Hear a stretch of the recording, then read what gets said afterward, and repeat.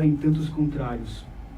Um exemplo, a canção se pretende uma versão de um original datado, puramente repetição sem diferença. A diferença brota da quase absoluta contenção da inteligência em reabordar uma composição passada. É um outro modo em relação à consciência esquerdística de cunho abordativo, ao qual o momento tropicalista se contrapõe. A ela, este gesto opõe interior do Brasil, vanguarda e recepção integral da cultura na expressão de Flora Susequinde, ao dever de resgate ou de criação de dignidade nacional por representação.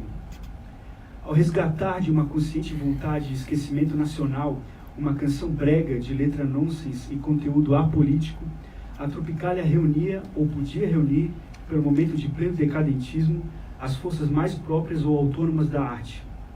Dado o absurdo do momento político, um romantismo aqui presente só pode chegar às raias de fazer rir. Mas, como se trata de um limite, não faz.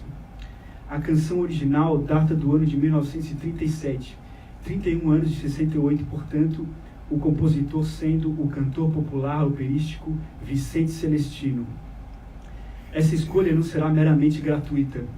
Primeiramente, e seguindo Benjamin em seu texto Surrealismo, a visitação a objetos obsoletos do passado constitui para a vanguarda o pleno reconhecimento neles de grandes forças de niilismo revolucionário. Um tema muito importante aqui será, como veremos, o da vergonha. No procedimento vanguardístico tropicalista, através da releitura de obras, arquétipos ou clichês da história brasileira, este é tipicamente um dos signos tratados como se na menção a ele houvesse e só pudesse haver uma ausência de interdição. Proibido pelos pais de ir à Itália quando criança para estudar canto operístico, sob convite de ninguém mais, ninguém menos que Enrico Caruso, considerado o pai do brega pelas gerações subseguintes e até hoje, como ecoado no dicionário eletrônico institucional Cravo Albim, contando comumente com o adjetivo execrável, usado pelo bom gosto citadino para descrever sua obra, o próprio Caetano faz, trazendo, como na canção aqui analisada, signos nacionais que parecem evitar, caracteristicamente, a maldade do cinismo e encarnando uma espécie de pastiche vergonhoso do tropo romântico, Vicente Celestino, em fato bruto e sintomático, falece em agosto de 1968, aos 74 anos, no exato dia em que faria uma apresentação com os tropicalistas.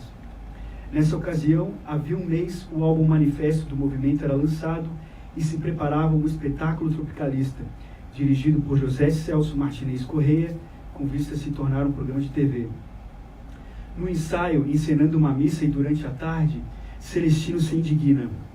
Um Cristo negro eu ainda admito, mas bananas no lugar dos pães já é um desrespeito. O Cristo era Gilberto Gil. Celestino volta ao seu hotel em São Paulo e falece de ataque no coração. A letra dessa sua canção, onde o coração é central, não passa para nós aqui batido, ainda mais por se tratar de um seminário de literatura. De todo modo, é o gesto tropicalista que como que revela muitos de seus acasos e atos falhos, tornando o que era sujo e popular e, no mínimo, algo surrealista. Brincadeiras à parte, impressiona como um acaso dessa escolha possa conter palavras tão propícias. Caetano afirma em suas memórias, Verdade Tropical, ter ouvido a canção na infância e gostado muito, no que conheceu e sofreu a patrulha do gosto. É possivelmente a primeira vez que a palavra campônio aparece em uma canção urbana no Brasil. O tema, o grotesco de um matricídio, quase certamente. Questionado pela origem de sua inspiração para este, em sua biografia, O Hóspede das Tempestades, Celestino afirmou ter conhecido a história através de uma lenda medieval. As palavras, os detalhes, as narrativas e os estados latentes, no entanto, são seus e não uma mera adaptação. Investigando melhor esta origem, através de ótimo ensaio da revista Sibila, Corações Maternos, escrito por Felipe Fortuna, nos deparamos com a existência de uma canção francesa, também inspirada na Idade Média, e parte do repertório de uma renomada cantora do cabaré, idolatrada tanto pelas classes populares quanto pela inteligência, Yvette Guilbert, La Glue, ou A Viscosa. Parte da narrativa central e a frase final de seu desfecho são idênticas à canção de Celestino. La Glue narra igualmente um matricídio exigido pela mulher amada e, igualmente, um coração pós-mortem, então personificado, preocupado com o estado emocional do filho. Musicada por Gabriel Dupont em 1883, a letra fazia parte de um romance homônimo, lançado 2 anos antes e de enorme sucesso na França, escrito por Jean Richepin. No romance em si, não se dá nenhum matricídio, e sim o contrário. Uma mãe, tendo seu filho enfermo devido a uma tentativa de suicídio por conta de desilusões amorosas, mata a amada deste, quando esta tenta uma visita de conciliação à sua casa. A canção mencionada aparece na história escrita, no entanto. E aqui começam as diferenças entre esta rota narrativa e a de Celestino. Para nós, um importante detalhe vem à tona na comparação das duas maneiras com as quais a amada pede o coração da mãe como condição para o seu amor. Na música francesa, cinismo. A amada pede o coração, séria, para o dar a seu cão. Nenhum acréscimo. Na brasileira, ao que pronuncia as palavras de pedido, a amada já está a brincar, correndo em seguida atrás do herói que a levou a sério e vendo um abismo catártico ou melodramático cravar-se diante de si. Vergonha. Em uma imagem temos um retrato do sentimentalismo tíbio nacional, se não na amada, que é mero personagem de uma letra, onde nem sequer poderia cogitar sua emancipação, no autor, Vicente Celestino, que não tem a coragem ou a liberdade de encenar em uma letra cantada um ato mau e intenção destituído de toda ambiguidade. O destino de seu matricídio será para os brasileiros o mau gosto e a obsolescência consciente, mas não real, além de sua sintomática e radical camuflagem quando da gravação de um filme, Coração Materno, de 1951. Passando destes seres abstratos e facilmente prostituíveis, as palavras, para a jurídica imagem, anos depois, o matricídio no filme deixa de ser sequer simbólico, ao se tornar o roubo da imagem de uma santa de igreja.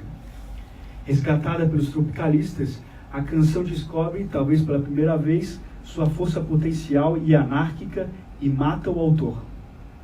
Enquanto isso, ou melhor, algumas décadas antes, na Europa, a imagem da melhor intérprete da canção La Glu, Yvette Guilbert, vai parar no consultório de Dr. Freud, fã amigo, com quem a artista trocava correspondências e autografada ao lado de outra foto, a de Lu André Salomé. Por conta de todos esses percalços e contradições, mesmo um ouvinte ideal que tivesse comprado o álbum em questão em seu lançamento, em 68, teria imaginado, por certo, e vendo no encarte a previsão de uma versão a Coração Materno e conhecendo os tropicalistas, uma operação dadaísta estricto sensu, com baterias e guitarras, distorção absoluta de melodia e barulhos happening acontecendo ao limite da paciência para um ouvinte tradicional. Mas não, há ainda uma estrela que compete com o canto e escolha de Caetano Veloso, o arranjo de Rogério Duprat, tida por aquele como uma das grandes conquistas do tropicalismo, esse arranjo. Para os habilidosos em ler música, trata-se de um arranjo de cordas igualmente ambíguo, complexo, emotivo e apenas contraventor em relação ao original, não contendo ainda por cima nenhum acréscimo pop. Em oposição ao alarmado pendor desbundado, anarquista, dadá dos tropicalistas, Caetano e Duprat pretendem aqui uma emocionalmente honesta volta a esse emblema do passado. Em análise altamente crítica ao disco Manifesto, o Caetano de Verdade Tropical enaltece a realização dessa versão como sendo, esta sim, totalmente tropicalista. A execução da canção é tecnicamente impecável. A contravenção do arranjo de cordas mencionada se deve a sutis humores esquizofrênicos que atravessam a orquestração e que na original inexistem pelo caráter adulatório típico dos arranjos comerciais adotado por essa. Em uma imagem, é como se na versão de Celestino as cordas compusessem desenhos estilo Romero Brito, e na escolha de Duprat a latência tivesse parentesco certo com Hitchcock. Tal capricho pretende ser uma cisão entre duas definições inimigas do tropicalismo possíveis.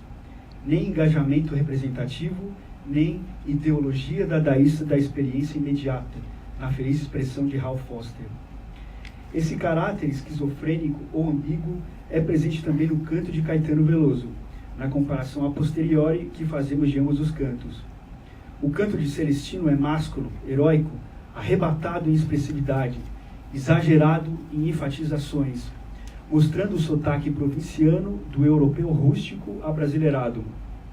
Já o canto de Caetano, se nos permitem arriscar uma leitura, é sobretudo andrógeno, no que este representa a procura por harmonizar elementos masculinos e femininos dentro do sujeito, e não fora como estetização e como só vai acontecer como clichê para o bem e para o mal na nossa geração.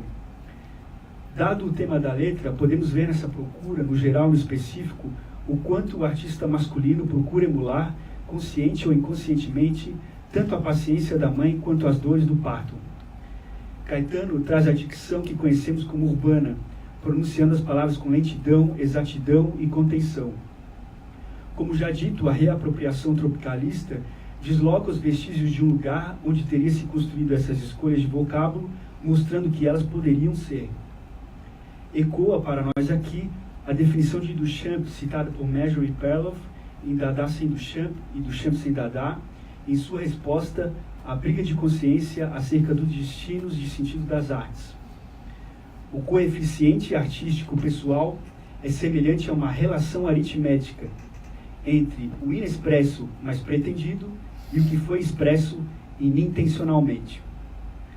A escolha do vocábulo campônio para definir a identidade do herói da letra pode ser vista como um apelo à memória dos brasileiros, num tropo de oposição à cidade, esta sendo um lugar, aqui citando Engels, citado por Benjamin na compilação Baudelaire e a Modernidade, onde se pode caminhar horas a fio, sem vislumbrar o começo do fim, sem encontrar o mínimo sinal que deixe adivinhar a proximidade do campo.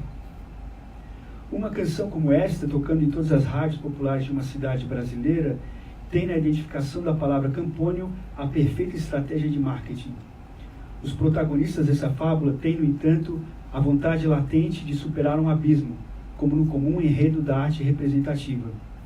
É este o lugar que ocupa as tristezas, atestadas pelo campônio como geradas pela sua mulher, apesar da serafinização absoluta que aquele lhe promete.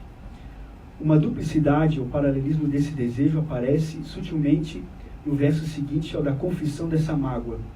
O herói afirma: provar quero eu que te quero, anunciando inconscientemente, é claro, e algo tragicamente, a distância insuperável de sua satisfação. Em seguida, a mencionada aparição da vergonha na fala da mulher aparece. Essa define, a brincar, a recompensa para a louca paixão. A ressalva que transparece no adjetivo inteiro para inteiro coração dá mostras também do sadismo latente em toda a letra, evidentemente usado por Celestino de maneira espontânea para carregar dramaticamente a história que narra cantando, em canto carregado e dramático.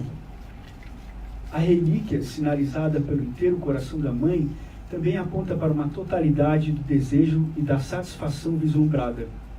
Mas no lapso indefinível entre a ordem irônica da amada e o cumprimento imediato do só assim herói, a tragédia abate a mulher, que fica qual louca e que tomba na estrada, a mesma que fechará a história com a queda vinda do outro lado, o do amante.